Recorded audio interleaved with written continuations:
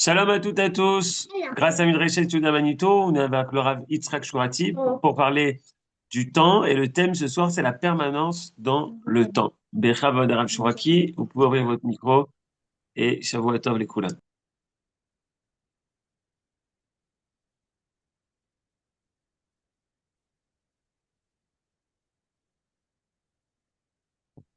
Voilà.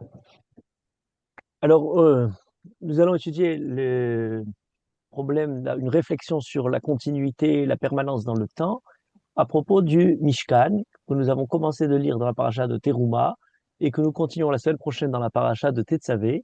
Or, ce qui est très intéressant, c'est que le mot en hébreu qui parle justement de la continuité, de quelque chose qui se poursuit, quelque chose qui n'est sans interruption, la permanence, apparaît pour la première fois en liaison avec le Mishkan, puisque c'est le mot tamid, tamid, tout le temps, en permanence, de manière continue, qui est évoqué dans la paracha de Teruma et qui va continuer ensuite lorsqu'il est écrit Venatata ala shulchan lechem panim lefanai tamid.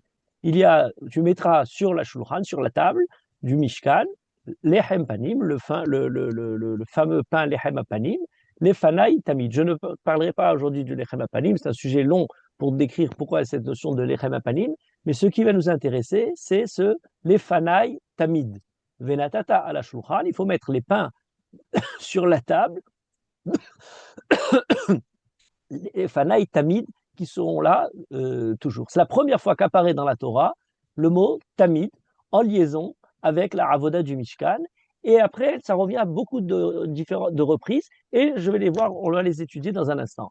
Alors, pour comprendre, toute la problématique de cette réflexion, eh bien, il faut poser une question très simple, qui est-ce que lorsqu'il est écrit Venatata ala shulchan lechem panim lefanai tamid, ce côté continu et permanent touche le fait que le pain est disposé et posé sur la shulchan en permanence, sans interruption, ou alors venatata, on imagine bien qu'on ne va pas le mettre en permanence, puisqu'à un moment on le met et ensuite on le laisse. Donc lorsqu'il écrit venatata à la shulchan, tu poseras sur la table les panim, les fanai tamid, on se demande ce tamid sur quoi il s'agit. Et alors on a là-dessus une description qui nous est donnée dans le Talmud, et vous allez voir tout de suite le problème. Dans le Talmud, on nous dit dans Masechet Menachot que, alors peut-être le contexte général, il y a dans le Beth Amikdash ou dans le Mishkan une table sur laquelle sont disposés les pains tout le long de la semaine. Il y a le jour du Shabbat, on remplace les pains et on amène des nouveaux pains qui vont rester une semaine et qui vont être retirés le Shabbat d'après pour être remplacés par les nouveaux pains du Shabbat. Et il y a 12 pains qui sont disposés sur la table. Il y avait dans le Beth Amikdash, en plus que dans le Mishkan, deux autres tables, une table en marbre et une table en or, en plus de la shulchan en or qui est dans le Beth Amikdash, l'une dans laquelle on dispose les pains qui vont rentrer, qu'on amène, mais knissa, avant de les rentrer dessus, elle est en chaïch, elle est en marbre. Ensuite, ils sont posés pendant toute la semaine sur la table qui est dans le Beth Amikdash, et ensuite on ressort de ces pains de la semaine en fait d'avant qui finissent leur semaine sur une autre table qui est Shulchan aussi Shel Zahav. On nous dit Ma'alim Bakodesh Velo Moridim. Les pains sont passés du marbre vers de l'or ils continuent sur de l'or et c'est là qu'ils vont être consommés par les Kohanim la semaine d'après, suite à la fin de leur disposition sur la Shulchan dans le Beth Amikdash. Ce qui est intéressant d'ailleurs, c'est que cette idée du pain est une idée de Aliyah, Ma'alim Bakodesh. Il y a comme une sorte de progrès, d'avancée, d'élan qui se trouve à travers le pain. Et ensuite, on nous présente comment se passer cette cérémonie. Les Kohanim qui rentrent, qui apportent le nouveau pain de la semaine nouvelle, se tiennent au nord de la table. Alors, on a en tête le Beth Amikdash qui est disposé d'est en ouest. La table est elle-même dans sa longueur d'est en ouest. Et on a les Kohanim qui arrivent pour mettre le nouveau pain. Donc la table, elle a déjà ses pains, 12 pains qui sont posés, et elle va poser de nord sur la table les nouveaux pains. On nous dit que du nord, c'est l'endroit qui a plus de Kedusha. Quand on amène un korban, c'est sur le nord. Quand on écrive le korban, la shrita se fait au nord. Et il y a d'autres Kohanim qui se trouvent au sud, qui retirent les anciens pains. Donc, on a des pains posés sur la table, il y en a qui retirent, il y en a d'autres qui avancent les nouveaux. Et on nous dit, c'est très particulier comment doit se faire cette cérémonie, le protocole de cette disposition des pains. Elou moshrim ve elou manichim. Et ça, c'est très intéressant. On sort les anciens pains et au même moment, on avance déjà les nouveaux. Et il ne peut pas y avoir plus d'un téphar qui sépare les uns des autres. L'un rentre dans l'autre, s'emboîte un peu dans l'autre, de manière à ce qu'à aucun moment, la table ne reste vide sans les hemapanim. Voilà, les fanaï tamid. Si on avait retiré d'abord les anciens et ensuite disposé les nouveaux, on serait dans une situation où on aurait un moment où la table est vide. Pour qu'il n'y arrive pas, on n'arrive pas à cette situation-là, d'après là, on nous dit, ben justement non, il faut que les uns tirent le pain qui ressort de cette table et les autres avancent et disposent les nouveaux pains de manière à ce qu'en permanence, ce soit tamid. Pourquoi? Parce qu'il est écrit les fanaï tamid. On n'a pas le droit de le retirer avant d'avoir mis les nouveaux. Et bien entendu, comme dans beaucoup de situations de la tradition, on a une marloquette. Et Rabbi aussi, dans la Mishnah même, s'oppose en disant non, afilu elu notlim ve elu manihim, avzo haïta tamid. Même si certains, d'une part, on a des Kohanim qui enlèvent le premier, et d'autres qui viennent et qui ramènent de nouveaux pains, eh bien ça s'appelle malgré tout le tamid. Pour que ce ne soit pas tamid, il faudrait qu'on ait complètement laissé une longue période, une journée, sans le pain. Et c'est développé dans le Talmud, cette opinion de Rabbi Yossi. On nous dit Afilu silek et ayeshana shacharit, vesider et achadasha arvit, el bezekelum. Même si on enlève le matin les anciens, les anciens pains le jour du Shabbat, et on arrive vers le soir à mettre les nouveaux pains, ça ne s'appelle pas que c'est pas tamid. Alors, pour ainsi écrit les fanaï tamid, qu'il n'y ait pas une nuit qui soit passée sans qu'il y ait le pain qui est disposé sur la table. Donc, le jour du Shabbat, on peut enlever le matin, mettre le soir, ça s'appelle encore tamid. Et ça, c'est très important. Voilà, j'ai ce détail pour ouvrir notre sujet. Eh bien, c'est qu'en fait, le mot tamid peut se traduire de deux façons différentes. L'une, c'est tamid, sans aucune interruption, dans la continuité. Donc, il ne doit pas y avoir un moment dans lequel il n'y a pas un pain qui est posé sur la table. C'est une première possibilité. Mais la deuxième possibilité, c'est tamid, c'est pour toujours, tout le temps, définitivement, de manière fixe, mais pas nécessairement dans la continuité. La fixité du pain qui se trouve disposé sur la table ne signifie pas qu'il n'y a pas un instant où il n'est pas disposé sur la table.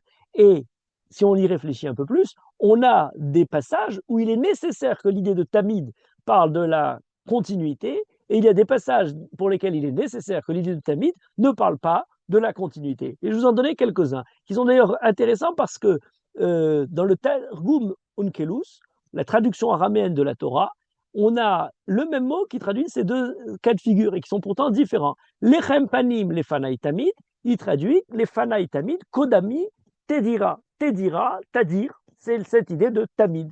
Tamid et tadir, en araméen, c'est-à-dire, oui, mais on entend, quand on entend le mot tadir, en hébreu, lorsqu'on dit tadir, veshéeno, tadir, tadir, kodem, on n'a pas l'idée de continuité, mais on a l'idée de fréquence.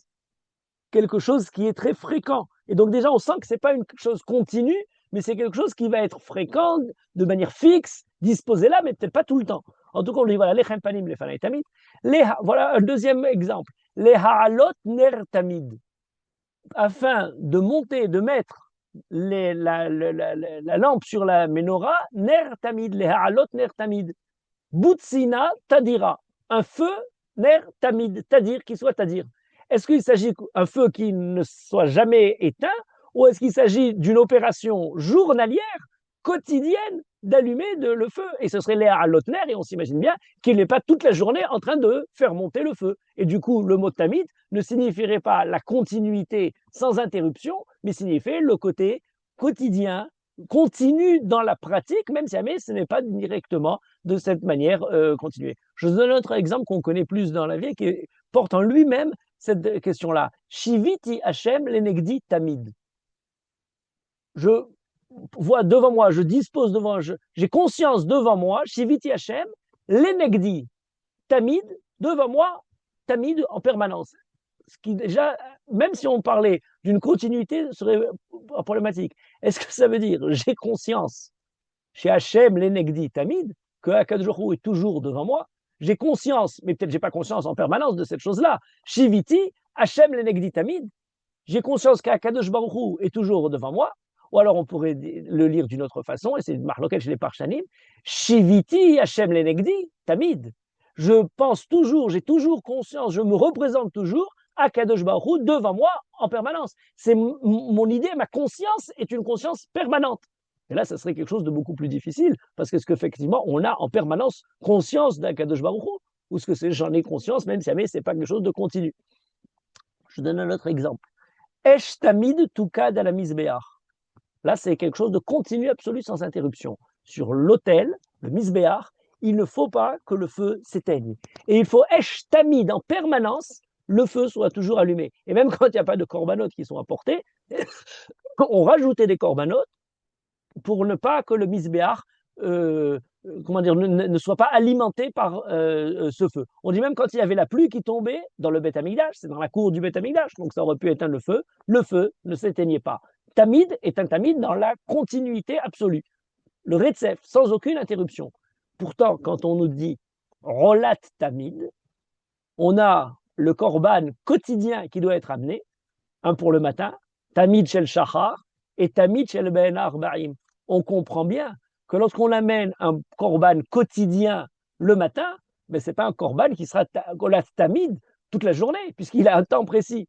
Et Rolat Tamid Shel Ben Arba'im, c'est un korban quotidien, mais qui sera apporté l'après-midi, l'heure de minha. Donc, par conséquent, lorsqu'on dit ce mot tamid, dans l'expression rolat tamid, eh bien, c'est un tamid qui ne parle pas de la continuité sans interruption, mais qui parle de quelque chose qui est fixé de manière quotidienne, sans interruption, une journée sans korban tamid, ça oui. Et de la même manière, on dira, les halot ner tamid dont on parlait tout à l'heure, c'est les halot, il faut une fois par jour, les halot ner tamid, allumer le feu des nérotes, et pas passer toute sa journée à allumer les nérotes, ils sont allumés maintenant.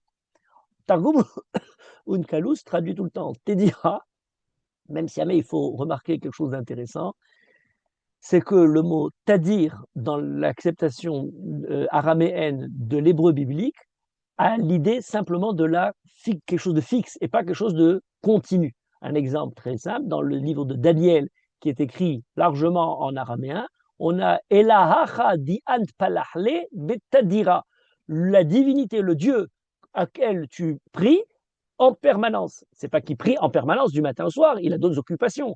Que tu pries de manière continue, de manière fixe. C'est pas quelque chose qui est, de temps en temps, de manière accessoire. C'est quelque chose qui a quelque chose de fixe. Et donc cette idée de tadir, d'ailleurs lorsqu'on le dit après tadir vesheno tadir, on parle de l'idée de fréquence.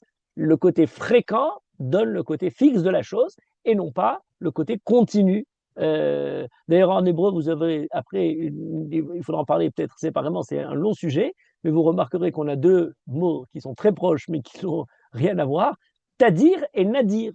Tadir, c'est quelque chose de fréquent, alors que nadir, c'est quelque chose, au contraire, de rare, d'exceptionnel.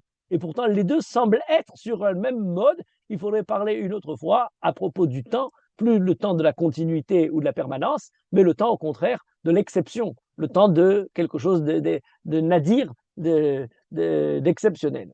Alors, on revient sur notre sujet. On a le lechem apanim, le pain donc qui est disposé sur la table, et il est décrit de différentes façons.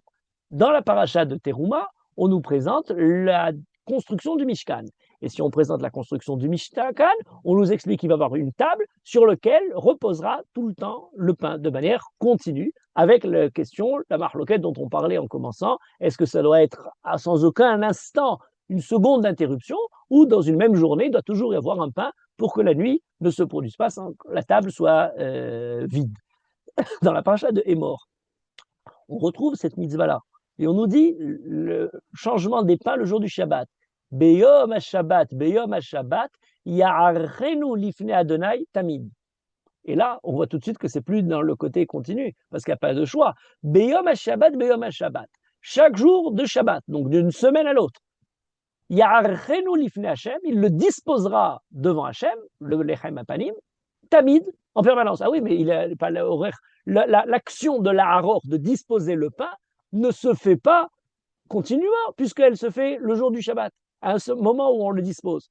Donc, il y a Renu Lifnei Hashem Tamid, l'action de le disposer est une action qui est le jour du Shabbat et qui restera ensuite le pain posé pour toute la semaine. Et le Rambam lui-même, lorsqu'il présente cette mitzvah, c'est très intéressant de voir parfois dans la précision dans laquelle les mitzvahs sont énoncées, la définit de deux façons différentes. Dans le Sefer HaMitzvot, donc le livre de référence sur lequel le Rambam a comptabilisé l'ensemble des mitzvot, dans son introduction à la Shoresh Yud, où il présente les principes qui l'ont mené à comptabiliser les mitzvot, de quelle façon on les comptabilise, eh bien, il dit on ne doit pas compter dans une mitzvah par toutes les actions qui anticipent, qui préparent la mitzvah, mais simplement suivant le résultat.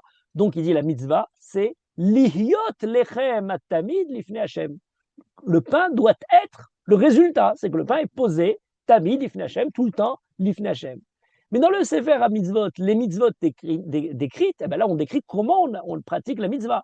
Et il dit Shetzivanu leasim lechem apanim lefanav tamid. C'est plus le mot de lihyot qui traduit le résultat, mais leasim, le fait de disposer. Et ça revient de la même manière dans le compte des mitzvot du Rambam, dans l'introduction au Mishneh Torah, sa grande œuvre de Halacha, où il écrit leasdir lechem ou levona lifnei Hashem bechol Shabbat. Leasdir, c'est le fait d'ordonner, de disposer. De la même manière, dans les halachot qui concernent le lechem apanim, au début du Pérec qui concerne l'halachot temidim ou musafin, mitzvah ta'aseh, lesader, la mitzvah est d'ordonner, puisque pratiquement elle s'accomplit cette mitzvah par le Kohen qui le dispose, et ensuite par le résultat du pain qui se trouve sur les lechem apanim. On a donc deux aspects dans la paracha de Teruma, dans le livre de Bamidbar, le résultat, le pain, la table d'or, le pain. Dans le livre de Bamidbar, ça va encore plus loin, puisqu'on nous décrit le déplacement du Aaron. Et ça, c'est assez surprenant.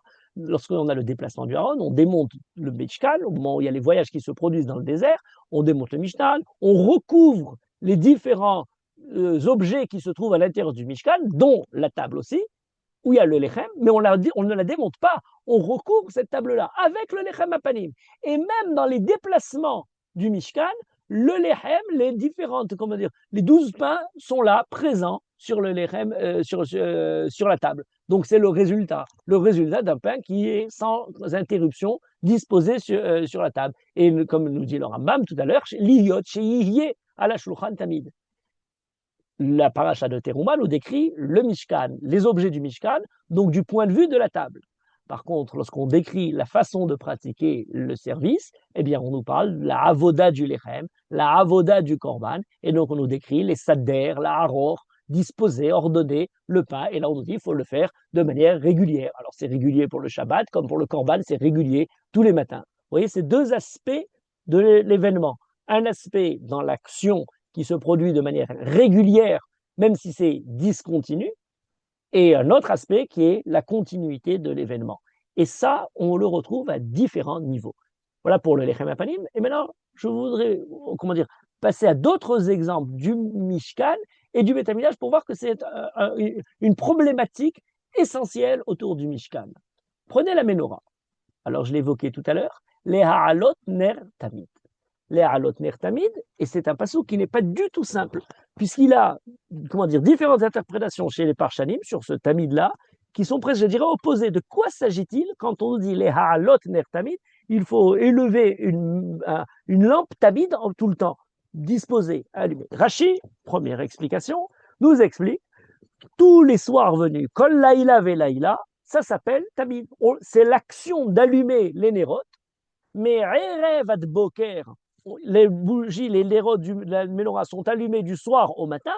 Donc, comme le rolat tamid pour le korban, nous dit Rashi, qui est offert le matin, mais qui est appelé tamid, parce que c'est une action régulière, même fixe, même si elle n'est pas continue dans les journées et régulièrement à un moment de la journée, elle se produit d'un jour à l'autre et on ne doit pas avoir d'interruption, d'une nuit qui passe sans qu'on ait le soir venu allumer les nérotes. Donc le ner tamid, c'est l'ensemble des nérotes de la menorah et c'est l'allumage de la menorah le soir venu. Ramban, position, et c'est, commentaire sur la Torah. Opposé à Rashi, il ne dit pas du tout. C'est pas les nérotes de la menorah qu'il faut allumer tous les soirs venus. C'est le ner à Ma'aravi. D'entre les différentes lumières de la menorah, il y en a une, le ner à Ma'aravi, la lumière qui se trouve plus au Ma'arav, ou qui est tournée vers le Ma'arav, qui est tournée vers le Kodesh à Kodashim, qui se trouve au Ma'arav à l'ouest, qui doit rester pas simplement mi-erev ad boker, comme on allume les nérotes, mais qui doit être de manière continue, tout le temps, sans interruption, pas sous le mode du korban, rolat tamid qui s'offre tous les matins, comme on allume les bougies tous les soirs, mais qui s'offre sous le mode du feu qui brûle sur le misbéach sans interruption, esh tamid tukad à la misbéach lotirbe. Et donc ça c'est une autre référence. Rashi nous dit, les halot ner tamid, c'est le fait d'allumer à un moment de la journée. Ramban nous dit, c'est le fait qu'il doit y avoir tout le temps un air, une bougie, qui est une lampe qui ne s'éteigne pas, ni le soir ni le matin, tout au long de la journée. Troisième explication, alors on dit qu'est-ce qu'on a? On a fait un peu les deux possibilités. Le natif de Vologine qui nous dit, mais attendez, tamid ne signifie pas simplement la continuité dans la journée, dans les journées qui passent, dans l'action qui se renouvelle, fixe et régulière. Il fixe encore une autre idée. Les halot ner tamid, c'est pour la continuité des temps et des époques.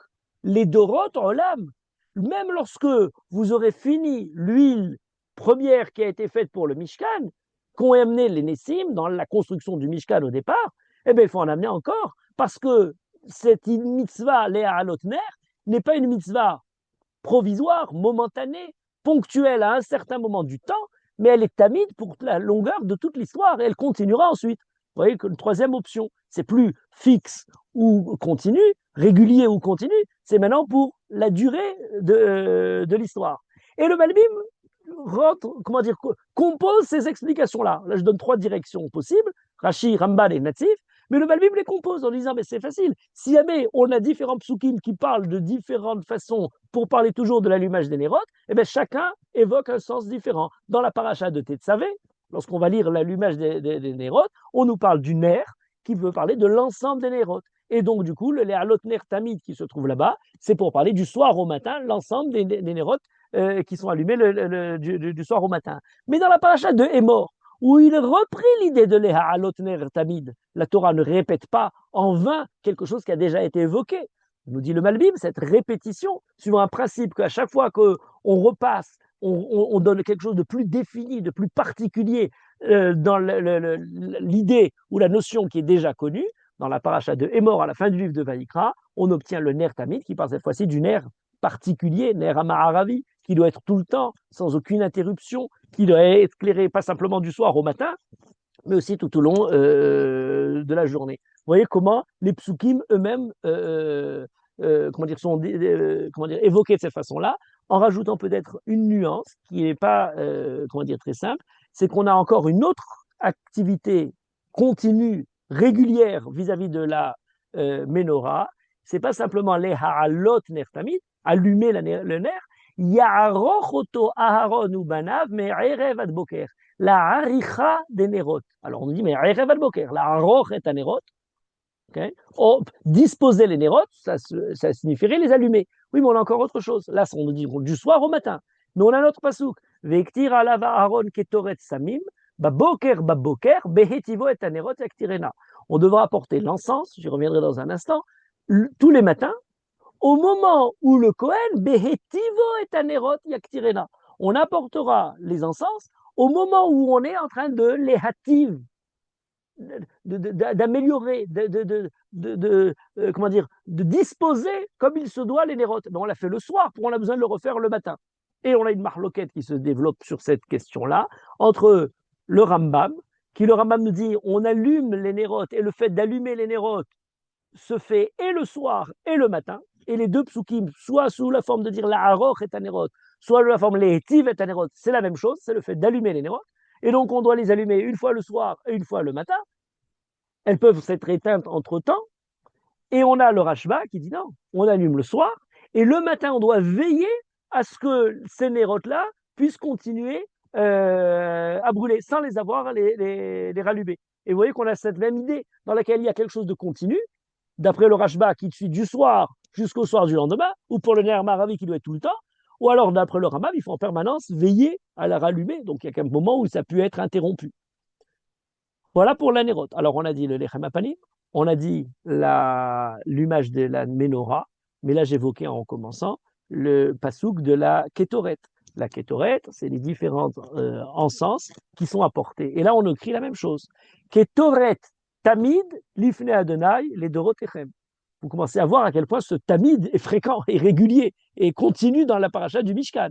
Puisque maintenant, au moment où on apporte l'encens lui-même, il est tamid, l'ifna Adonai les dorotechem. Oui, mais ce tamid, alors là, il est très clair, qu'il ne s'agit pas d'un moment continu, puisque c'est le matin, au moment où on amène le korban, qu'on est vectir à la varon ketoret samim. On amène les différents, les parfums de la ketoret et des encens. Donc, c'est quelque chose qui se pratique à un moment donné, mais qui est appelé tamid. Pourquoi? Les dorotechem, pour toutes vos générations, comme le natif disait tout à l'heure, pour tout le temps. Même lorsque comment dire, vous aurez fini, il faudra toujours garder de cette kétorette-là et transmettre la tradition de la kétorette pour la continuer pour l'avenir. Ce n'est pas quelque chose qui se fait à un certain moment. Voilà la kétorette qui est présente. Il vous faudra ensuite, comment dire, j'allais dire, disposer l'ensemble de ces éléments-là. Le suivant, le tzitz. Alors là, c'est quelque chose d'intéressant. Il s'agit de ce plaque en or qui se trouve sur le front du Kohen Gadol. Il a la coiffe, et sur cette coiffe, au bas de la coiffe, il y a une plaque en or qui est accrochée à son front, sur laquelle il y a le nom d'Akadosh Baruch Hu, Kodesh Lachem, de différentes façons, comment dire, qui garde ça. Et on nous dit dans le pasuk, Vehaya al mitzho tamid leratzon ifne Hashem. Vous voyez ce tamid encore une fois. Le tzitz, cette plaque en or, Vehaya al mitzho, elle sera sur son front, tamid, l'Eratson, l'Ifne Hashem. Alors ce l'Eratson est très intéressant. C'est quoi ce l'Eratson? Comme une volonté. Le mot l'Eratson en hébreu a un autre sens, lorsqu'il est écrit ici. C'est comme si on disait l'Eratzot, l'Ifne Hashem. C'est pour essayer de faire pardonner certaines fautes. On nous dit le tzitz, comme tous les habits du Kohen Gadol, ont une vocation comment dire, à faire la kapara, et notamment pour les cas où on a rendu impur un korban dans le Beth Amikdash, où le Kohen, sans le savoir, Béchogeg était tamé et a fait cette avoda, il aura donc le tzitz qui lui fait la kapara. Et alors, comment lire le pasuk? Ben, on peut le lire de deux façons. On peut dire Veaya al mitzro tamid, il sera toujours sur son front, et donc le tamid signifie la continuité de la fait de porter cette plaque sur le front, ou alors on pourrait le lire d'une autre façon, Veaya al mitzro tamid l'Eratson ifne Hashem. Il sera toujours pour l'Eratson ifne Hashem. Alors, le sens simple, c'est de dire, on ne peut pas dire que le Kohen Gadol porte en permanence sur sa tête le tzitz. Le Rabbi Avraham Ben Ezra, qui va dans le côté du pshat, il dit non, ça veut dire quoi ce tzitz? Ça veut dire que tout le temps, quand il met la coiffe sur sa tête, donc au moment où il est en service, eh bien à ce moment-là, il posera le tzitz sous la coiffe. Il sera toujours sans, comment dire, jamais sans le tzitz au moment où il porte sa coiffe, mais il ne la porte pas tout le temps. La Gemara dit ça d'une autre façon, en disant, est-ce qu'on peut imaginer que le tzitz, il est tout le temps sur la tête du Kohen Gadol, il n'a pas besoin d'aller dormir, il ne va pas des fois aux commodités, il a bien entendu qu'il a la possibilité d'enlever tous ses habits d'apparat. Donc, ce n'est pas quelque chose qui traduit le tamid dans la continuité. Et donc, c'est pour dire quoi? On le rattache à la fin du pasuk, Vaya al mitro, quand il fait la avoda, donc pas de manière continue, tamid l'Eratson ifne Hashem, mais ce tzitz, il sera toujours, même quand le Kohen ne le porte pas, à donner la kapara l'ifne Hashem. C'est très intéressant en soi. Donc, le Leratson nous rapporte une autre idée de continuité, même lorsque le Kohen lui-même ne pratique pas l'action dont on lui a parlé. Et Rabbi Yehuda et Cholek, et Rabbi dit non, il est écrit Vaya al mitzro, tamid l'Eratson ifne Hashem, quand il est al mitzro, tamid, il sera l'Eratson ifne Hashem. Il ne fera la kapara que dans les moments, alors il ne le porte pas tout le temps, mais dans les moments où il porte le tzitz, il sera tout le temps à faire la kapara. Mais si le Kohen enlève le tzitz, eh ben non, il sera plus beratze. Shelo al mitzro et non beratze. Et donc, de Rabbi Yehuda, on a déduit une injonction, Shelo yasiach da'ato mimenu, puisque c'est au moment où il le porte, il doit avoir la kavana qu'avec le tzitz et avec comment dire, la pureté de sa pensée, Akadosh Baruch Hu va lui donner la kapara à Israël. C'est très intéressant parce que c'est un débat qui se retrouve tout le temps quand on met les téphilines tous les jours. Il faut avoir en permanence, c'est un peu le Kohen Gadol a le tzitz sur la tête et tout juif a ses téphilines sur le front. Et les téphilines qu'on porte, il faut avoir toujours les mashmesh bet téphilines kol shara, kalva homer minatzitz, le Talmud nous dit. De la même manière que le Kohen doit toujours avoir le tzitz en tête, au sens premier comme au sens figuré, de la même manière on doit avoir les téphilines toujours à l'esprit au moment où on les porte et ne pas oublier qu'on a les téphilines. Donc là, on est passé de la pratique qui ne se fait pas dans le côté continu à la kapara d'Akadosh Baruch Hu qui est donnée, continue ou non, lorsque le Kohen porte ou lorsque en permanence la kapara de l'utzitz qui est meratzé. Et troisième élément, la kavana qui doit être au moment où la chose est faite, toujours présente. Tabid, il ne peut pas y avoir de décalage entre la conscience de porter le nom d'Akadosh Baruch Hu et le fait de le porter réellement. Et on commence à rentrer dans quelque chose de très profond. Parce que, est-ce qu'il est possible alors, on parlait tout à l'heure de l'action. On fait l'action tout le temps, pas tout le temps, le continu, etc. Et la kavana, elle peut être continue ou elle n'est pas continue. Vous voyez, on commence à toucher des zones très sensibles. Avant de continuer, je vous fais un résumé très rapide de tous ces éléments dont on a vu. Peut-être encore j'en ai oublié encore un dernier, le Rochel Mishpat.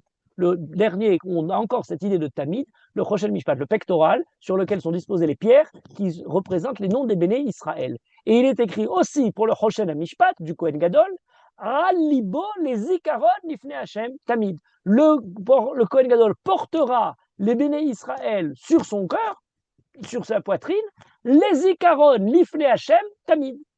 Donc il a cette proximité des béné Israël dans le côté continu. Et encore une fois, comme pour le tzitz, le Kohen Gadol ne passe pas toute sa vie habillé du pectoral. C'est uniquement quand il rentre dans le Beth Amikdash pour faire la avoda. Donc c'est pas un tamid de la pratique, mais c'est un tamid dans les moments où ça se produit.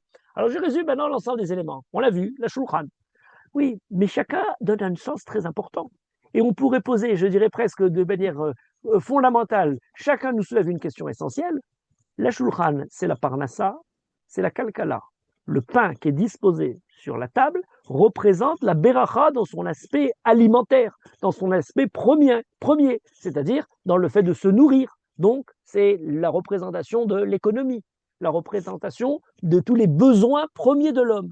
Est-ce que ce sont des besoins qui sont régis sous le mode de tamid, de la continuité, de la permanence, ou est-ce qu'ils sont régis de manière, au contraire, régulière peut-être, mais avec des espaces? Je vais revenir dans un instant. Première question. Suivant, la menorah. On allume les ménérotes. Ah oui, mais la menorah, on passe à un autre registre. La menorah, c'est la chokhma. La menorah, c'est la sagesse, l'image de la Torah, qui est comme le ner, et d'ailleurs le ner Amaravi, on nous dit qu'il y a le ner Amaravi, c'est la Torah, les autres lumières, c'est l'ensemble des Sheva Chokhmot, les différentes Chokhmot qui se trouvent dans l'univers, et on aurait la Torah qui éclaire les différentes Chokhmot, du Kodesh à Kodashim qui éclaire l'ensemble des Chokhmot, donc on a la leçon de la Chokhma. Est-ce que la Chokhma est régie sous le mode du continu ou sous le mode du discret? Discret, entendez-le, sous le forme justement de discontinu. Grande question. Le korban passe d'un autre registre. On doit avoir le korban, le feu du korban qui est toujours présent. On a le korban à tamid, rolat à boker, rolat à tamid. On a le esh tamid touket à la misbéach.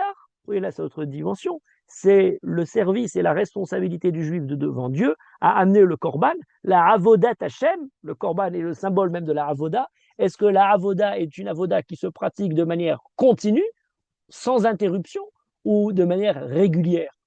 Est-ce que lorsqu'on a le feu qui est sur le misbéach, alors là c'est clair, là-bas c'est le seul cas où on n'a aucune marloquette là-dessus. Esh tamid tukad, il faut qu'il y ait en permanence un feu qui brûle dans le misbéach. Même si on amène un korban qu'à certains moments de la journée, le feu doit être présent. C'est-à-dire que la flamme qui habite l'homme qui vient faire la avodat Hashem, la flamme qui habite le peuple juif, la transformation de la matière en quelque chose qui devient spirituel par le korban, est quelque chose de continu. La messiroute, la akrava, la disposition de l'homme vis-à-vis d'Akadosh Baruch Hu, symbolisée par ce feu tamid tukad à la misbéach, ne doit pas avoir d'interruption.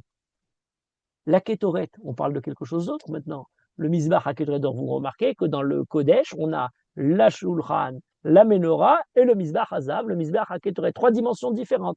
L'un parle de la parnassa, l'autre parle de la chorma, et le côté de la ketoret, c'est le ruach, les parfums. Les parfums, c'est ce qui est rouhani, c'est l'ambiance, c'est comment dire, l'atmosphère générale du Mishkan, ce qui va donner le côté subtil du parfum à l'ensemble du Mishkan. C'est quelque chose de continu, ou alors on l'amène à un certain moment, ou alors, et là, regardez la subtilité de la kétorette, c'est un peu comme la bougie. Alors la bougie, on l'allume et puis elle reste allumée. La kétorette, on la met et puis elle est un peu diffuse dans la pièce. Elle se trouve là et on a malgré tout, même quand comment dire, les fumées sont retombées, on a encore l'odeur qui a pénétré dans l'ensemble de l'endroit où on se trouve. C'est quelque chose de rouhani, qui n'a plus une consistance réelle. C'est pas la flamme qui est encore là, le feu qui est en train de brûler. Il ne reste plus rien.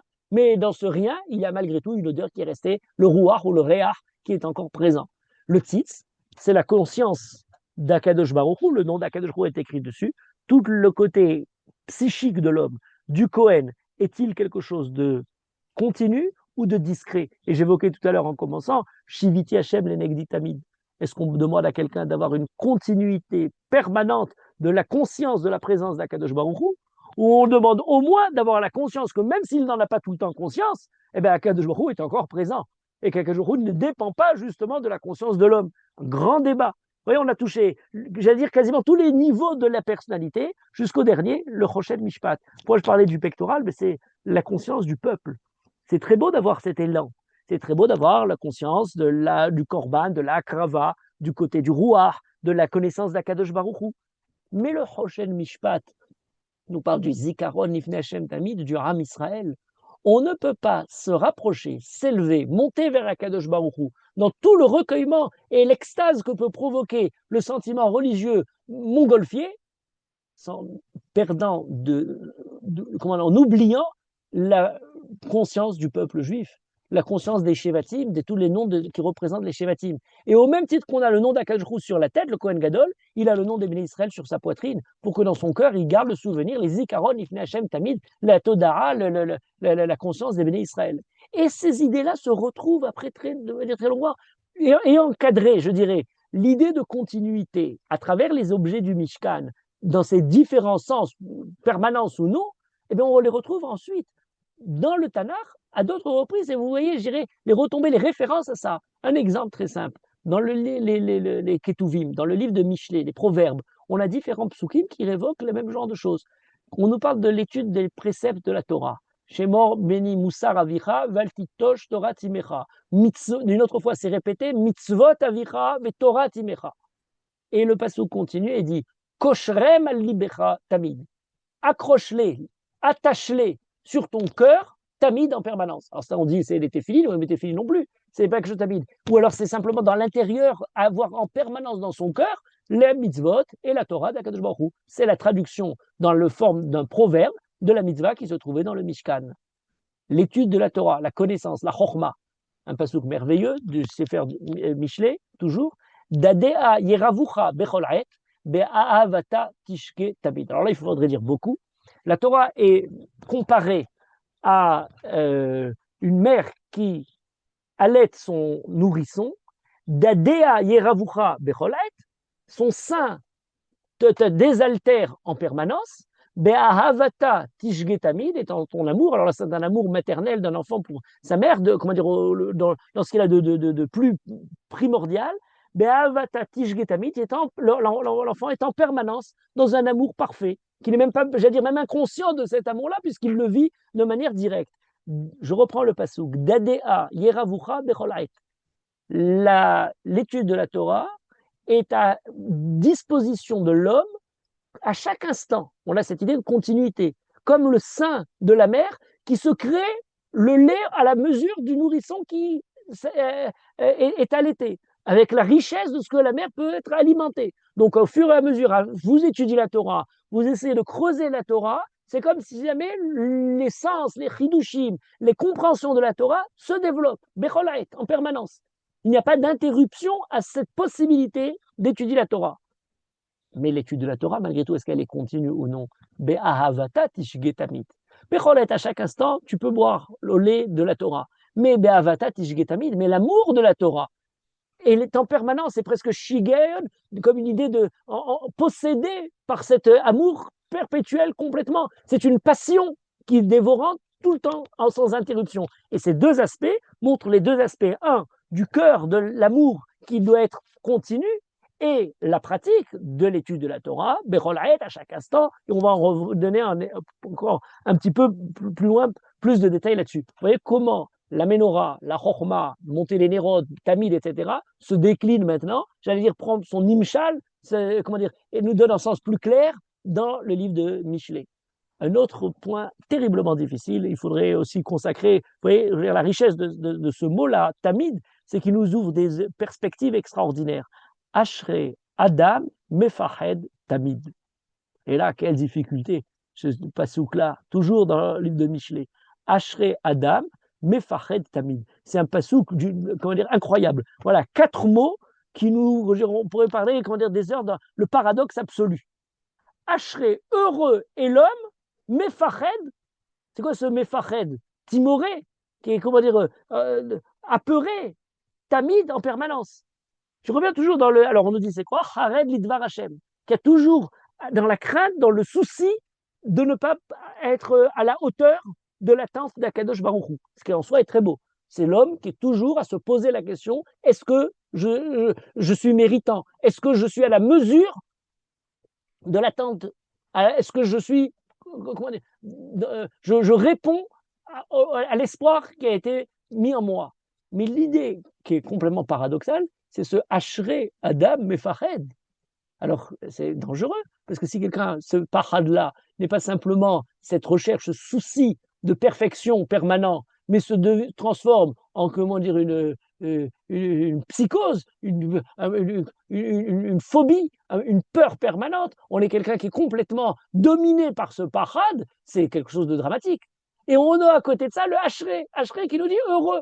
Ashrei, alors on connaît, aujourd'hui on nous parle de ça, comment dire, mitzvah gedola liot besimcha tamid. Alors ça c'est très bien sur l'ère du temps, besimcha, il faut toujours être besimcha tamid. Non, là on nous dit non, Ashrei, heureux est celui qui sait avoir, comment dire, la crainte, la suspicion vis-à-vis de lui-même, vis-à-vis de ce qu'il attend, tamid, pour être prêt à remplir ou à être à la hauteur de ce qu'il faut faire à l'instant présent. Ashrei Adam, il est heureux. Donc c'est quelque chose de particulier. C'est pas le, comment dire, béat, et j'allais dire désespéré de celui qui crie du matin au soir. Il faut mitzvah gedola liot besimcha. Attention, si vous dites du matin au soir mitzvah gedola liot besimcha, ben c'est que c'est quelqu'un de terriblement, on imagine quelqu'un de, comment dire, pas nécessairement très heureux, ou en tout cas qui est en permanence, qui a besoin de se le répéter, parce que des gens heureux n'ont pas besoin de se stimuler avec une méthode couée à dire oui, oui, il faut être toujours besimcha. La simcha est intérieure. Peut-être au contraire, c'est en disant Ashrei Adam Mefahed Tamid, quelqu'un qui est profondément serein, qui est profondément confiant, qui a une haute, comment dire, assurance pour pouvoir être confronté à ce pahad, cette crainte, et continuer à garder sa stature morale, et non pas quelqu'un qui est complètement démoralisé. Quelqu'un qui est démoralisé dirait En nefachet klad, en yush klal baolam. Ah oui, bon, ben, si en yush klal baolam, c'est une situation terriblement, comment dire, désespérée. Si on a besoin de répéter que en yush klal, etc., jusqu'à comment dire, se le convaincre. Donc, Ashrei Adam Mefachet Tamid, voilà. Est-ce que c'est dans la continuité? Est-ce que dans certains moments, avoir toujours en tête comment ce parade, mais ne pas être complètement dominé par le parade, on aurait, j'allais dire presque toute l'approche psychologique, l'aide aux personnes dans des situations, comment dire, de toutes les phobies qui se retrouveraient dans ce passage-là, par moment particulier ou dans le continué. Je vous en donne encore un autre, on pourra en faire, comment dire, énormément, de richesse de la réflexion du mot tamid dans la Torah. Kol yemei ani raim, vetov lev mishte tamid. Toujours le livre de Michelet. Kol yemei ani raim, tous les jours du pauvre, raim sont dans le malheur, sont mauvais. Vetov lev, mishte tamid. Alors c'est quoi ce tov lev? Les pashtanim qui nous expliquent. Ils disent vetov lev, l'yemei ani raim, les jours du pauvre sont malheureux. Mais tov lev, mishte tamid, celui qui est riche et qui est dans le bonheur, il est tout le temps à se, comment dire, à boire et à faire des repas où il cède à la boisson. Surprenant. Pour nous dire comment dire quelque chose de trivial, ce serait quoi comme comment dire moralité? Quelle est que doit-on apprendre de là? Kol yemei ani ra'im, le malheureux est malheureux, vetov lev mishte tamid, et le bienheureux est toujours à s'adonner à la boisson. C'est ça, comment dire, grand message de morale. Alors Rachid nous dit non. Rachid nous rajoute un petit élément, il nous dit Kol yemei ani ra'im, celui qui est pauvre est dans le malheur, vetov lev, celui qui est sameach bechelko, qui est heureux de son sort, malgré sa situation peut-être pas aussi aisée que d'autres, Kemo Mishte Tamid, il est comme s'il était tout le temps joyeux par appris comment dire, à avoir de la boisson, à être heureux dans le bonheur. Il n'a pas besoin d'avoir le Mishte Tamid s'il est Sameach Bechelko, s'il est Tovlev. Le Tovlev est tout le temps dans le bonheur, même si Amé Kol Yemer Aniraim. Malgré Kol Yemer Aniraim, à Sameach Bechelko, Ezeu Ashir à Sameach Bechelko, c'est celui qui est Tovlev. Mishte Tamid, c'est comme s'il était toujours dans un Mishte, même si Amé, il n'est pas en train de boire du Mishte Tamid. Voilà, on a déjà un enseignement qui se rapproche de la tradition de Ezu Ashir Asamar Bechelko. Rav Saadia Gaon rajoute une autre finesse. Non, mais il ne s'agit pas du pauvre et du riche ou de celui qui est heureux de son sort ou quoi que ce soit. Rani en Rani et la Rani Bada'at. C'est celui qui est Rani, comment dire, dans l'indigence intellectuelle. Vacherlo Tovlev est celui qui est au contraire Sechel Tov. Il est heureux mieux que s'il était en train de se saouler comment dire, par la boisson. Kol yemer ani ra'im, celui qui n'a pas de chokhma, celui qui reste indigent dans la connaissance, ra'im. Mais celui qui est tovlev, celui qui, au contraire, recherche la connaissance et l'étude et tout ce qui concerne le sechel, la chokhma, il est comme un mishté tamid, c'est pour lui beaucoup plus réjouissant que de boire et de laisser libre cours à la boisson. Il me semble qu'on pourrait proposer encore une lecture en disant la chose suivante, peut-être la plus simple de ce pasouk, Kol yeme ani ra'im. Tous les journées du pauvre sont effectivement dans le malheur. Vetov lev est celui qui a un cœur généreux pour le pauvre, mishté tamid lui donne à ce pauvre-là toujours l'hospitalité de venir goûter à sa table à tous les besoins qu'il ne peut pas avoir de lui-même. Et ce serait un enseignement beaucoup plus simple et premier à nous dire il y a peut-être Yémé Ani Rahim, mais c'est le devoir de celui qui est présent, de celui qui est à côté, de celui qui en prend connaissance, d'essayer de veiller à lui transformer ces Yémé Ani Rahim en Tovlev Mishte Tamid par la bonté de ce cœur. Eh bien, ça se transforme un peu comme Chachlili Enaim Yahin, Ulven Shinaim Mechalav, la bracha de Yehuda, le sourire, le côté agréable pour les autres, les réjouira plus que de voir simplement boire du vin ou leur donnera la satisfaction. Ulven Shinaim Mechalav, le sourire des dents, plus blanc que le lait, comme le lait soutient la personne, de la même manière, l'affection et l'amabilité vis-à-vis des autres sera représentée par ces deux images-là, voilà plus ou moins, comment dire, le premier cadre de notre étude. Mais alors, je continue encore un passage parce qu'il est très important et qui a aussi des retombées qui malheureusement sont aujourd'hui parfois mal comprises dans cette même souga de Masechet Menachot dont on parlait au début. Lechem atamid. Marloquette pour savoir est-ce qu'il faut ne pas laisser un instant la table vide de son pain ou alors il ne faut pas qu'il y ait une nuit sans que le pain n'ait été remplacé. On peut même l'enlever le matin, le remettre le soir, le jour du Shabbat, ça s'appellera continu, même si c'est quelque chose qui a été interrompu pendant un certain moment, ça s'appelle encore tamid.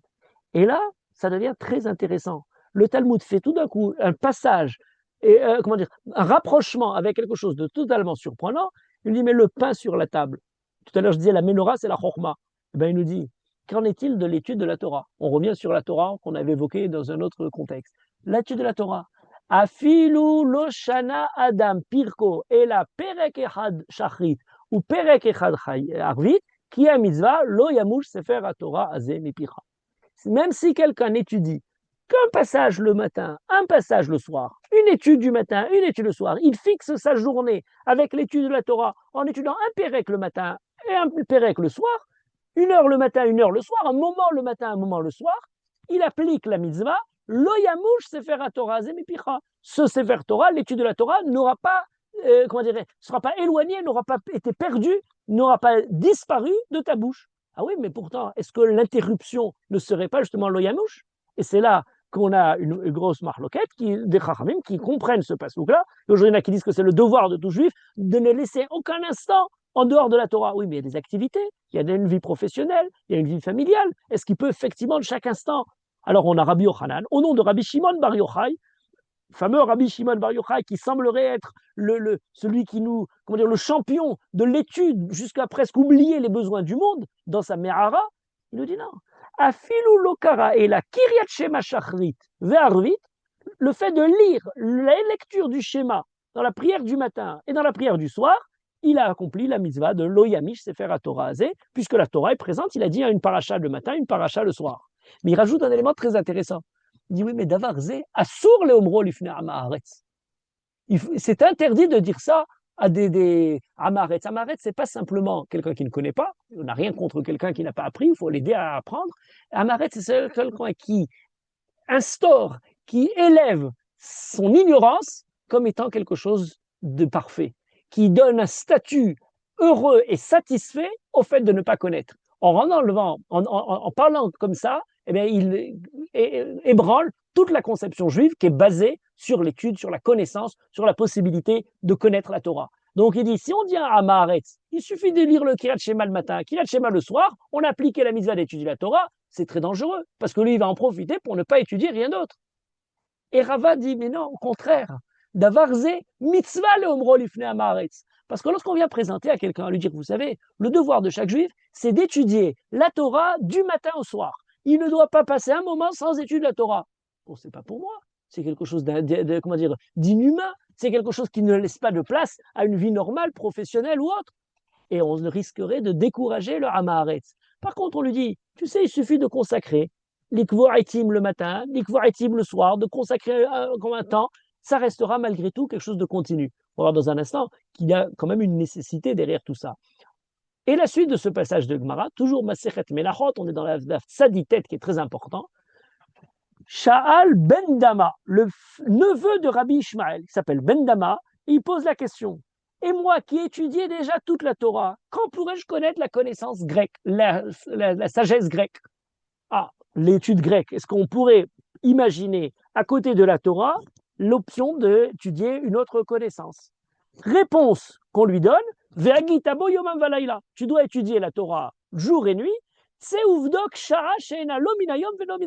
tu trouves un moment qui n'est ni la journée ni la nuit, tu peux étudier la Chorma Yevanit. Entendons-nous, il n'y en a pas, donc il est interdit pour toi d'étudier la Chorma Yevanit.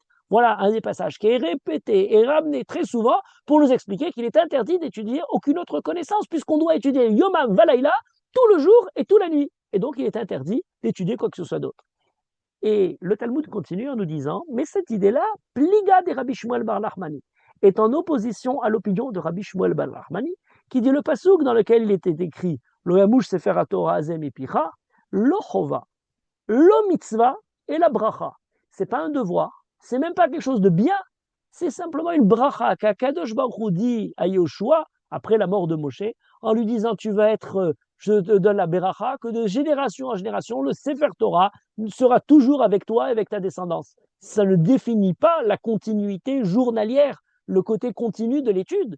Il suffit d'un le matin et d'un le soir. Comment trancher dans un passage pareil? Le Rambam et le Shulchan Aruch sont très clairs et nous disent là, l'Acha est comme les Chachamim qui disent que lorsqu'on a écrit le Yamish Sefer HaTorah à Zemipicha, en général, le Tamid, il explique sans aucune interruption, mais dans ce cas-là, dans l'Ilchot Talmud Torah, c'est comme Rabbi aussi qui dit Zman Bayom, Vezman Balayla, comme il est écrit, Vagitabo, Yomam Balayla. Tu étudieras la Torah, Yomam, dans la journée, Balayla, et dans la nuit, un peu dans la journée et un peu dans la nuit, et on a accompli la mitzvah. Bien entendu, c'est pas pour perdre son temps. Bien entendu, c'est lorsqu'on a d'autres activités et on a le temps qui nous reste personnel, Be'avata tishge tamid. On a l'amour de la Torah tel que dès qu'un instant se présente, on a envie d'étudier et de continuer à approfondir la Torah.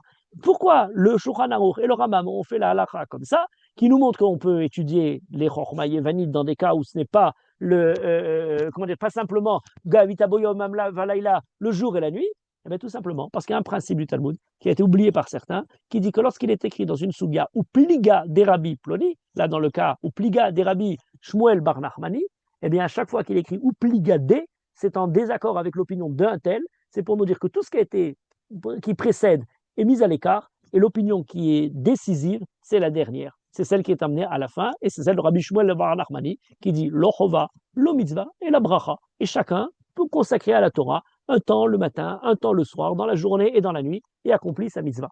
Et c'est très intéressant cette idée-là, parce que du coup, elle nous donne une réponse à quelque chose d'important. On nous dit, on fait la bracha birkat Torah le matin. Quand on étudie la Torah, quand on dit les psukim, avant de faire la tefila, ben birkat hashachar. Très bien. Et ensuite, on va qu'à nos occupations. Pourquoi le soir, quand on se remet à étudier, on ne devrait pas refaire la bracha comme une mitzvah? On a fait la bracha, on a interrompu, on devrait refaire une bracha. Pourquoi on ne refait pas? Une des réponses qui est ramenée à cette question, c'est de nous dire oui, c'est vrai, on étudie 1 heure le matin, 1 heure le soir. Mais le juif, même lorsqu'il est parti s'occuper de ses occupations, à son travail professionnel ou autre, sa tête continue à réfléchir Torah. Donc, il n'a pas besoin de refaire la bracha ensuite. C'est vrai que c'est quelque chose qui, dans la pratique, se fait à différents moments, lorsque le temps lui permet le matin et lorsque le temps lui permet le soir, avec voir et la Torah. Mais dans le fond de l'idée, c'est quelque chose de beaucoup plus profond. C'est quelque chose qui se déroule dans la continuité. Tu es dans l'amour de la Torah permanent. Et dans cet amour de la Torah, eh bien, au contraire, on a deux passages qui disent à propos de cette continuité du temps, de la permanence, deux choses opposées. Dans Masechet Shabbat, on nous dit que lorsque l'homme arrive devant Akadosh Baruch Hu, une des questions qui lui est posée, Kavata Etim la Torah. Est-ce que tu as fixé des moments pour l'étude de la Torah? Donc, fixer des moments pour l'étude de la Torah, c'est positif. On lui demande est-ce qu'il l'a fait. Dans le Talmud Yerushalmi, dans Masechet Brachot, on nous dit Haose Torato Etim Mefer Berit. Celui qui fait sa Torah Etim, des moments de sa Torah, est comme si elle avait profané l'alliance avec Akadosh Baruch Hu. Alors, c'est bien ou c'est pas bien?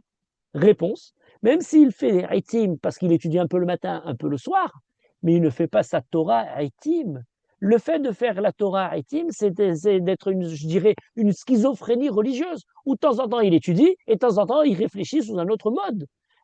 L'ikbo Haïtim, la Torah, c'est par des moments consacrés à la Torah, toute sa personnalité est imprégnée de Torah, et donc il a des moments particuliers dans le temps, mais il a une continuité dans l'âme de l'étude de la Torah. Il a une continuité dans l'amour de la Torah qui continue au-delà des instants qui lui sont consacrés. Et vous voyez que ça devient très complexe, cette idée de permanence ou de continuité. L'étude de la Torah peut être faite au moment où ce qui se présente dans la vie de l'homme, parce qu'il n'a pas tout le temps de pouvoir étudier toute la journée, le temps qu'il faut. On ne lui demande pas d'étudier toute la journée, mais on lui demande, d'entre les moments qu'il peut consacrer à l'étude, de garder cet amour de la Torah. C'est ce qui fera que dès qu'un moment se présente, il aura envie d'étudier la Torah et pas perdre son temps à à des bêtises. Mais derrière cette question, il y a quelque chose de beaucoup plus profond. Et je me permettrai de terminer en essayant d'expliquer quelque chose de beaucoup plus général et peut-être d'universel, c'est cette question de la permanence du temps. Amechadesh betuvo bechol yom maaseh bereshit. Bechol yom tamid maaseh bereshit. Il y a encore l'idée de tamid. Akadosh Baruch Hu fait du bien, abonde dans le monde pour le créer chaque instant. Il y a une sorte de continuité. Est-ce que le monde est continu ou le monde est discret? Est-ce que l'action d'Akadosh Baruch Hu se fait à un certain moment et simplement lui permet de continuer, de suivre les lois qui ont été fixées, ou Akadosh Baruch Hu a besoin en permanence de recréer le monde? Remarquez qu'on a à propos d'Eretz Israël, on a un pasouk surprenant. Eretz, Asher Adonai Elohecha Doresh Ota, Tamid. C'est une terre qu'Akadosh Baruch Hu regarde et tend à essayer de rechercher en permanence. Il a l'Ashgach, la providence qui se trouve en permanence sur Eretz Israël, dans la continuité, pas de manière sporadique, pas de façon miraculeuse, dans le continu. Et ça, c'est très intéressant. Pourquoi? Parce que c'est pas le monde est continu et discret. Est-ce que le temps est en mouvement ou le temps est immobile? Alors vous allez dire, ben oui, le temps est en mouvement. Pourtant, c'est un débat qui, depuis la plus haute antiquité, a partagé les philosophes. Parménide nous dit, le devenir est une illusion. Au contraire, il n'y a que la permanence. On se rappelle tous de Zénon d'Élée, le cruel Zénon, avec sa flèche qui vole et qui ne vole pas, qui est immobile et qui, à chaque fois, pour parcourir un espace dans le paradoxe de Zénon, a besoin de parcourir la moitié de la distance qui lui reste et donc n'arrivera jamais au bout. Donc le monde ne bouge pas. C'est une illusion de croire justement au mouvement. Et puis on a à l'opposé Héraclite qui nous dit au contraire tout est mouvement, tout est mobile, il n'y a pas de point fixe. Et dans l'opinion commune, on a l'impression que Héraclite a triomphé. Ben oui, tout passe avec le temps, rien ne dure jamais, le temps est devenir, il n'y a pas de permanence. Or, ce qui est très intéressant sur ce débat-là, c'est un très très vaste débat, c'est qu'au contraire, la pensée scientifique eh bien, nous dit qu'au contraire, elle cherche à retrouver des règles, des lois qui sont invariables avec le temps, des lois qui ne changent pas, qui sont intemporelles, qui seraient extérieures à l'univers qui change.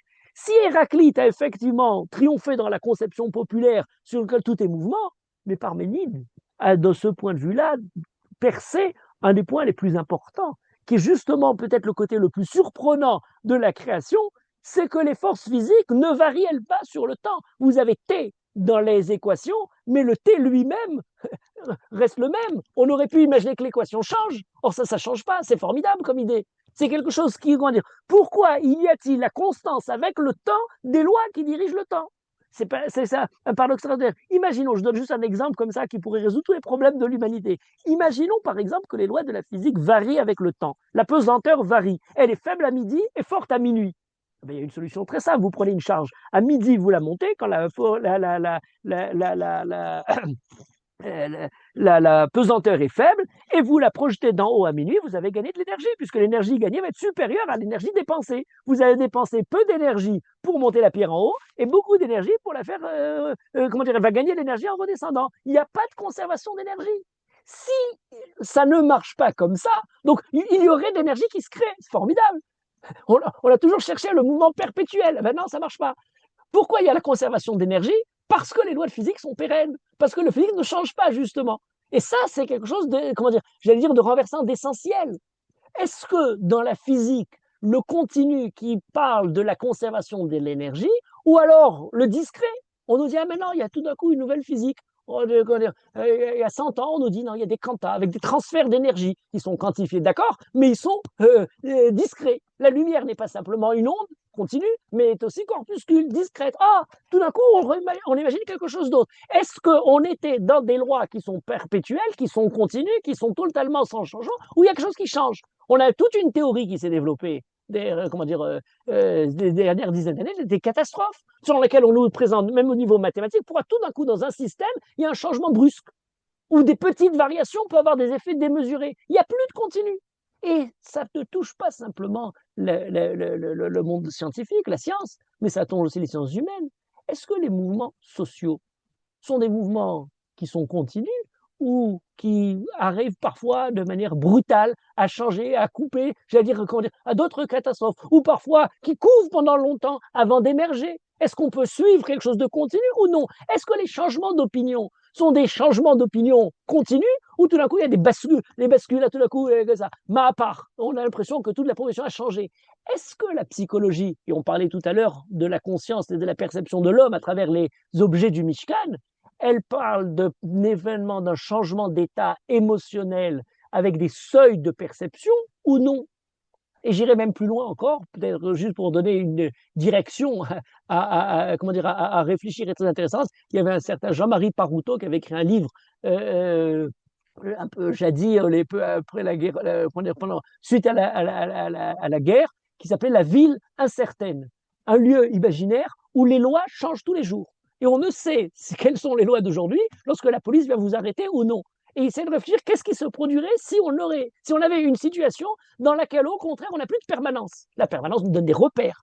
On a dans les rapports humains, dans la justice, dans le sens de la vie. Oui, mais là, ça change tous les jours. Ce qui était un jour, comment dire, condamnable, le lendemain devient au contraire louable et on n'a plus aucun repère dans la vie. Est-ce qu'on pourrait imaginer une vie au niveau social qui n'aurait plus justement cette continuité nécessaire pour garder j'allais dire, sa sérénité?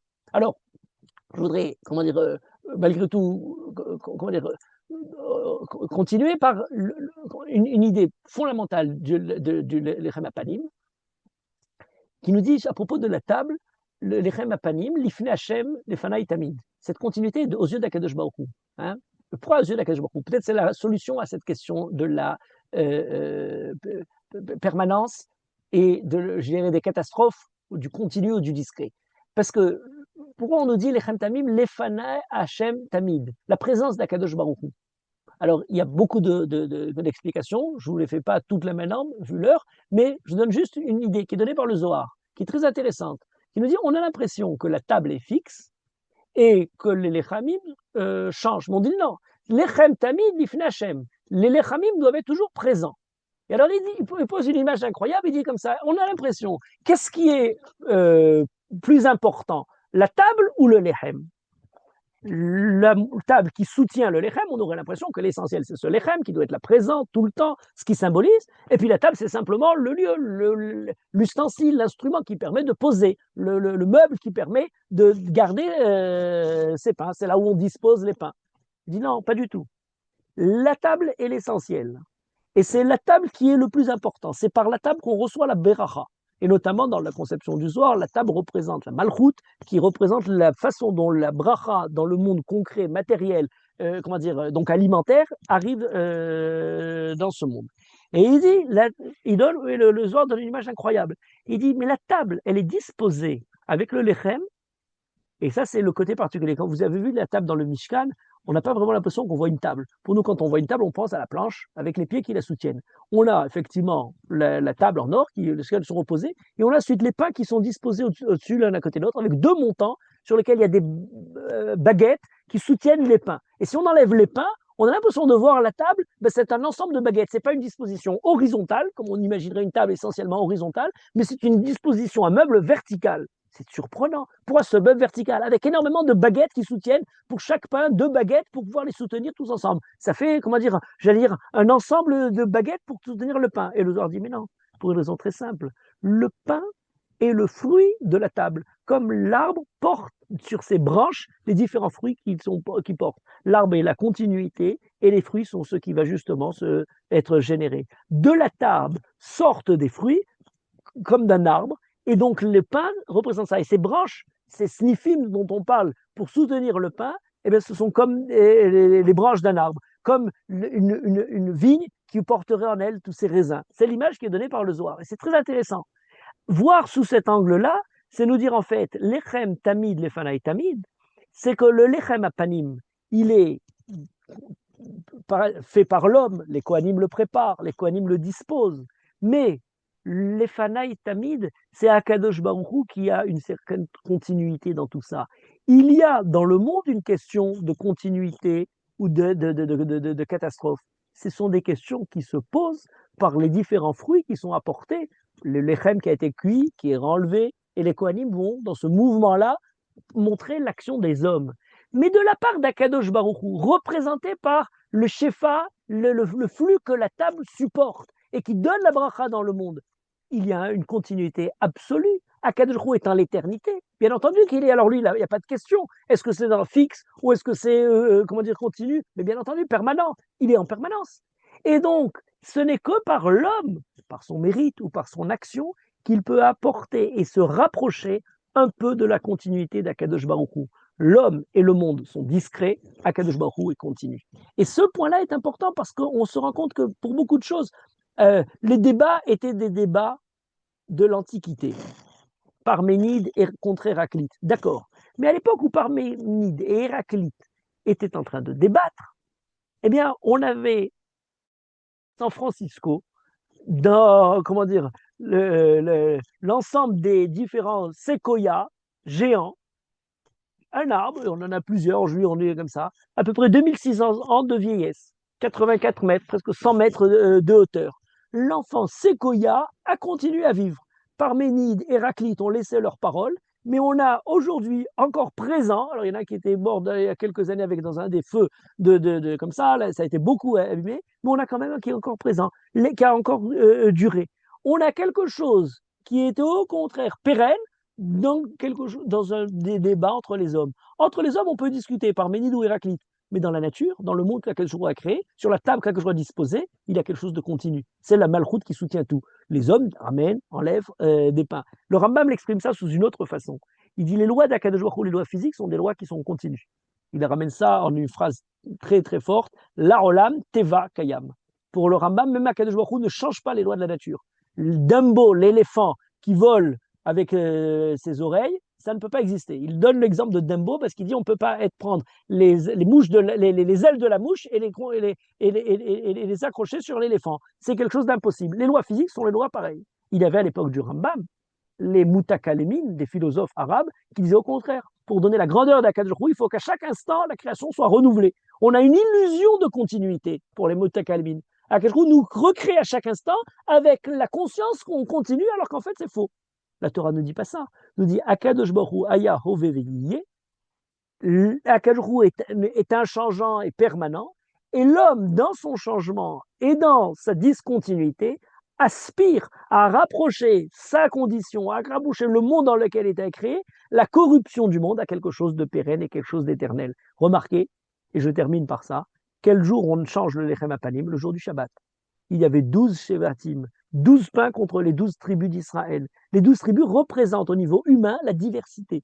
Le peuple juif qui est composé de différentes, il est plus continu puisqu'il y a telle ou telle tribu, il n'est plus unifié, homogène puisqu'il y a différents, on a eu des drames. Eh bien, dans les jours de semaine, on a le moment où on pétrit tous ces pains-là et on a la diversité des personnes. On arrive le Shabbat, le jour du Shabbat, on les dispose tous ensemble sur la table et c'est comme si tous ces pains-là s'unifiaient grâce à la table pour représenter un autre système, le système du Shulchan HaTamid devant Akadosh Baruch Hu, dans le Retzef, dans la continuité. Et le lendemain, le Shabbat étant fini, on les redisperse, on les dispose, on les partage entre les différents Kohanim qui vont revenir à leur côté disparate.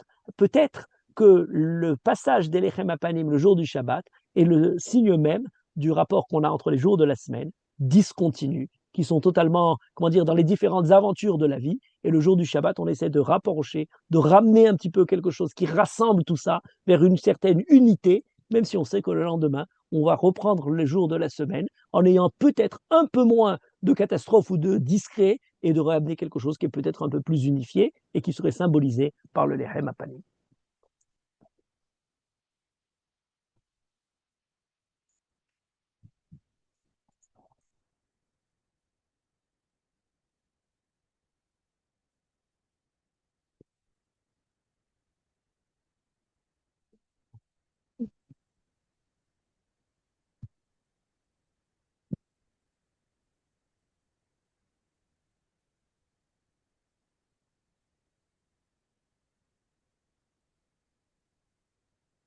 Vous pouvez ouvrir vos micros et participer.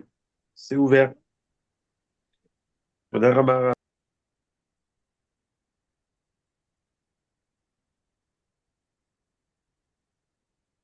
Oui, Daniel, je vois que ton micro il est ouvert.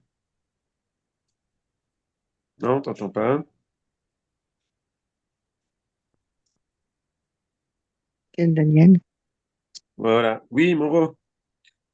Ah non, ah oui, Non, ok. merci. Il Bah, moi, y a des c'est commentaires. drôle parce que Sinon, il y a des commentaires, Rab, si vous voulez vous les lire et répondre. Ben là, l'étude le chidouche, c'est justement ça. Hein. Où est le chidouche? Le chidouche, c'est Dadea Yeravucha Bechol Haet. Le lait est à chaque instant renouvelé dans l'étude de la Torah. Et donc le chidouche est à la mesure de l'attente qu'on a de la Torah. La Torah est toujours à la disposition de l'homme. L'homme, par son étude, crée justement un nouveau lait qui se révèle pour lui. Donc le chidouche, c'était exactement ce dont le Passouk parlait là-bas dans le livre de Mishlé. Une semaine après, sans altération aucune, oui, c'est exact. C'est donc la table Shulchan qui est présente dans la de conversion, puisqu'on mettait c'est exact. Les deux phrases sont exactement. On est d'accord. Yofi, Toda rabba. Rab Shuraki, c'est encore Rav, ouais, Oui. on peut,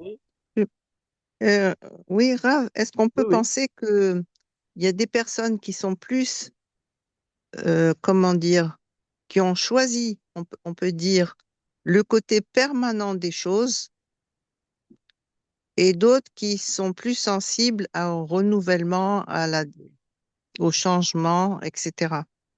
Oui, on peut dire ça, effectivement, que ça peut correspondre à différents états comment dire, de personnalités différentes, mais je pense qu'on peut aussi dire que ces différents états peuvent se rassembler chez une même personne, soit au cours du temps, où on a des temps plus dispersés ou plus rassemblés, ou alors c'est qu'on est conscient à la fois des uns et des autres. C'est-à-dire, on est à la fois conscient de la multiplicité des choses qu'Akadosh Baruch Hu nous a données, de la vie, du monde, etc., des temps différents, des lieux, etc., de toutes les richesses différentes, discontinues et multiples du monde, et que notre rôle, c'est d'avoir en même moment à la fois cette sensibilité pour ce côté, ces choses-là, et à la fois la conscience de ce qui les réunit, c'est Akadosh Baruch Hu, c'est l'origine de tout ça, c'est ce qui leur donne la force, et d'essayer de voir de quelle façon on les agence pour former quelque chose comment dire, un organisme entier. Et d'une certaine manière, même la conception scientifique est basée là-dessus. Dans le monde païen,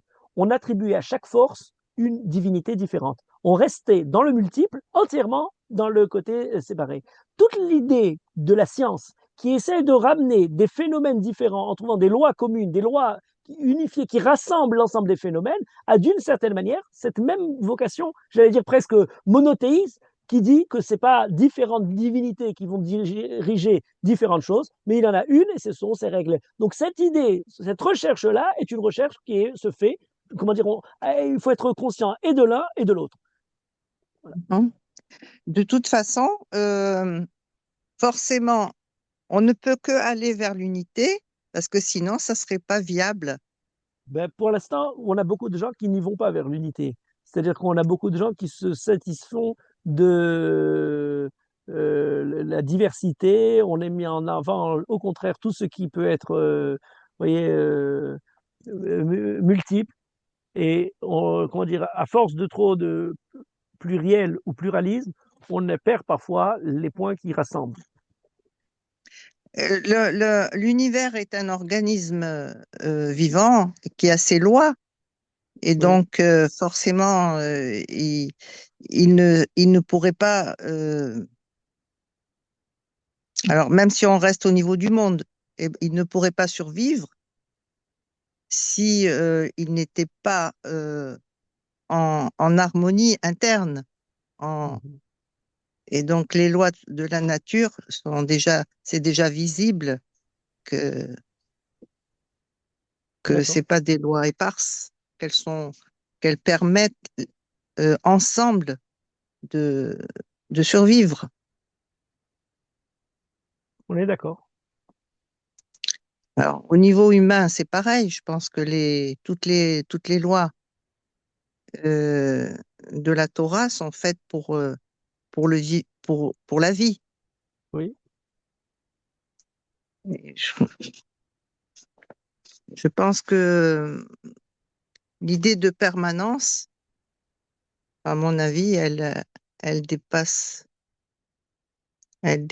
tout.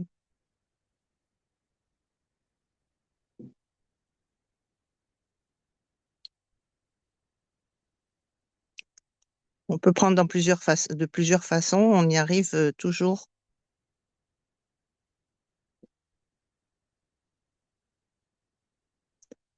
Moi, j'aime beaucoup l'idée de la table qui est dans la Kabbale, c'est ça? J'aurais aimé savoir dans quel endroit de la Kabbale on parle de la table. Il s'agit du livre du Zohar, dans le passage de la paracha qui commande Teruma. La référence exacte, si vous voulez, c'est 154 à Amoud Aleph, à Amoud Bet.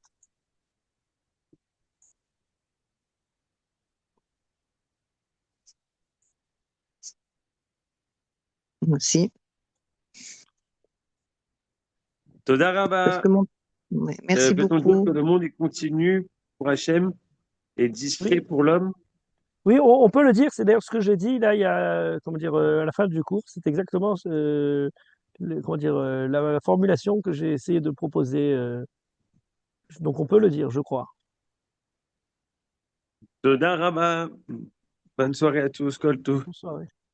Toda.